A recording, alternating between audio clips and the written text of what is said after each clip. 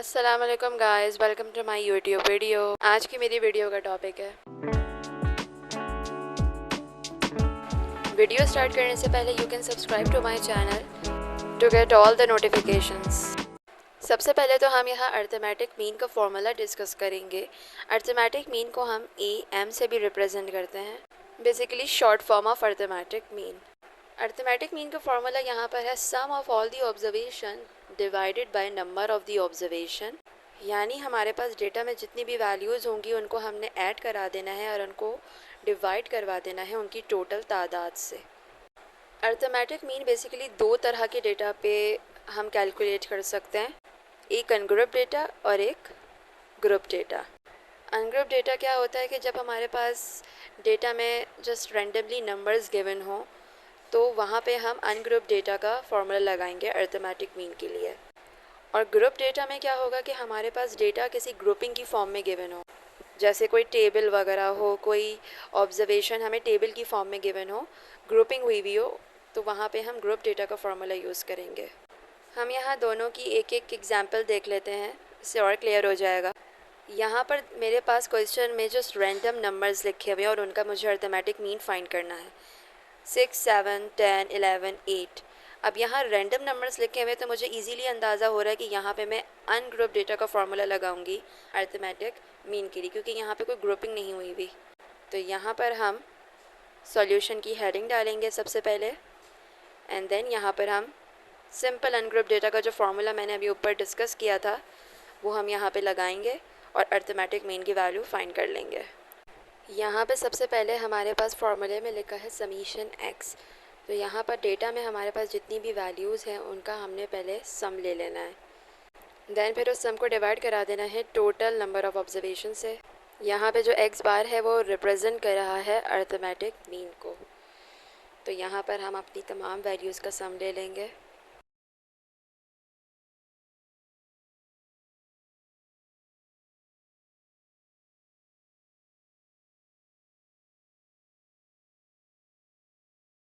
Then अब यहाँ इसको डिवाइड कर देंगे इसकी टोटल तादाद से, जो कि है 5।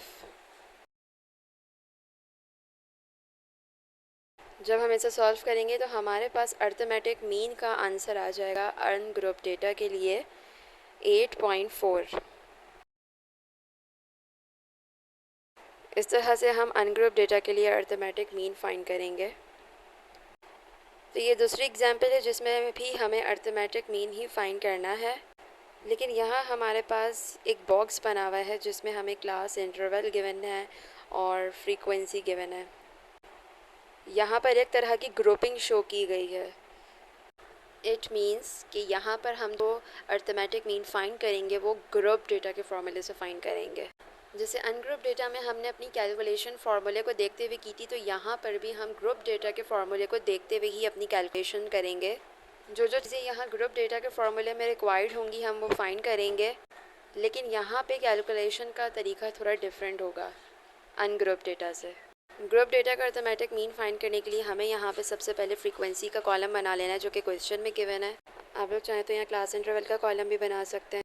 देन x जो कि मिड पॉइंट होता है, और हमें f(x) फाइंड करना पड़ेगा यहाँ पर। इन तमाम चीज़ों की नीड हमें फार्मूले में है, वो हम यहाँ कैलकुलेट कर लेंगे। सबसे पहले तो फ्रीक्वेंसी की वैल्यू जो क्वेश्चन में गिवन है उसे हम यहाँ अपने टेबल में उतार लेंगे।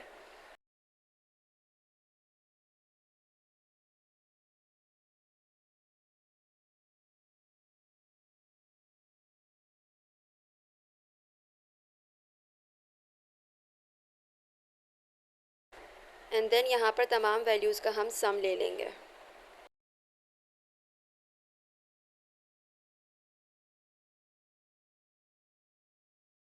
तो हमारे पास फ्रीक्वेंसी का सम आ गया है 10।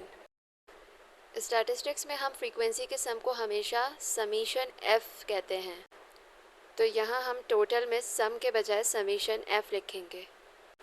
तो यहाँ हमने सम को हटा के समीशन f लिख लिया। देन अब हमें यहाँ मिड पॉइंट्स फाइंड करने हैं।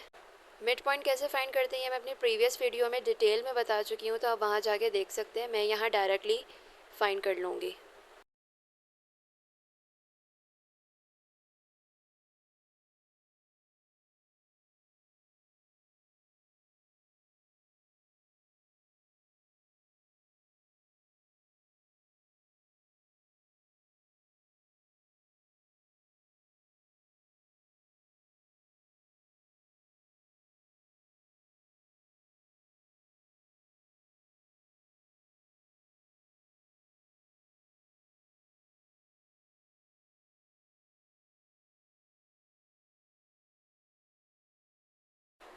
इसके बाद हमें एफ एक्स फाइंड करना है। एफ एक्स का मतलब कि यहाँ पे जो फ्रीक्वेंसी थी हमारी एफ और जो मिड पॉइंट एक्स थे उनकी वैल्यूज़ को हमने मल्टीप्लाई करा देना है एंड देन जो आंसर आएगा वो हमारा एफ एक्स होगा। यानी पहली वैल्यू फ्रीक्वेंसी की 1 है और एक्स की वैल्यू 3, तो 3 1 ज़ा 3, तो एफ एक्स की पहली वैल्यू मेरे पास आ जाएगी 3। इस तरह बाकी वैल्यूज़ को भी मैं मल्टीप्लाई करके लिख लूँगी तो मेरे पास एफ एक्स की वैल्यू जनरेट हो जाएगी।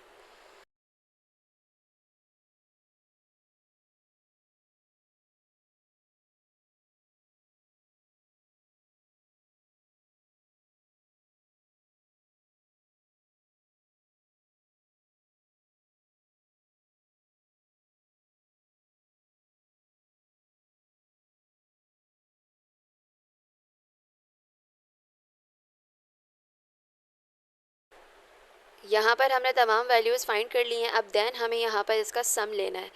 ग्रुप डेटा के फॉर्मूले में हमें एक समीशन एफ़ चाहिए था और एक समीशन एफ़ ऑफ एक्स चाहिए था। समीशन एफ़ तो हम फाइंड ऑलरेडी कर चुके हैं यहाँ पर, और ऑब्वियसली एफ़ ऑफ एक्स का सम लेंगे तो वो हमारे पास समीशन एफ़ एक्स आ जाएगा जो कि है 81।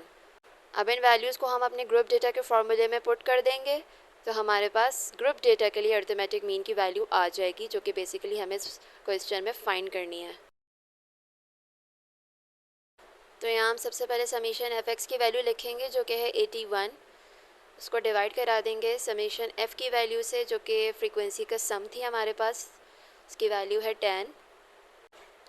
81 को 10 से डिवाइड कराएंगे तो हमारे पास अर्थमेटिक मीन का आंसर आ जाएगा ग्रुप डेटा के लिए जो कि है 8.1।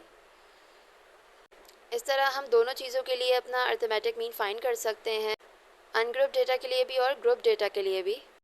आई होप कि आपको मेरी वीडियो अच्छी लगी होगी। अगर आपको मेरी वीडियो अच्छी लगी तो प्लीज़ मेरे चैनल को सब्सक्राइब कीजिएगा और बेल आइकन को ज़रूर प्रेस कीजिएगा।